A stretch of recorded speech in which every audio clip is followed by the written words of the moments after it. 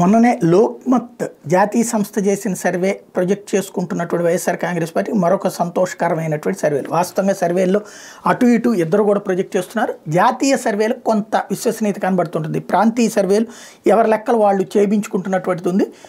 అయితే తాజాగా రాజనీతి స్ట్రాటజీస్ తాజాగా ప్రొజెక్ట్ చేసిన అంశం ఏంటంటే 25 పార్లమెంట్ నియోజకవర్గాల్లో ఒక్కో పార్లమెంటు 2 అసెంబ్లీ చొప్పున 50 నియోజకవర్గాల్లో వీళ్ళు సర్వే చేశారట. ఈ సంస్థ తెలంగాణలో కాంగ్రెస్కి 61 స్థానాలు వస్తాయని మొన్నటిసారి ఎన్నికల్లో చెప్పింది 2023 ఎన్నికల్లో. అయితే ఇప్పుడు ప్రస్తుతం ఓటింగ్ షేర్ చెప్పుకొచ్చింది. వైఎస్ఆర్ కాంగ్రెస్ పార్టీకి 48%, తెలుగుదేశం పార్టీకి 35%, జనసేనకు 7% ఓట్లు వచ్చే పరిస్థితి ఉందని, ఇంకా తేల్చుకొని వాళ్ళు మిగతా ఓట్లు ఉన్నారన్నటువంటిది లెక్క చెప్పుకొస్తుంది. అదే సందర్భంలో పథకాలు అందుకుంటున్న వాళ్ళలో మాత్రం 85% మంది జగన్కి పాజిటివ్గా ఉన్నారు అన్నటువంటి విషయాన్ని హైలైట్ చేస్తోంది.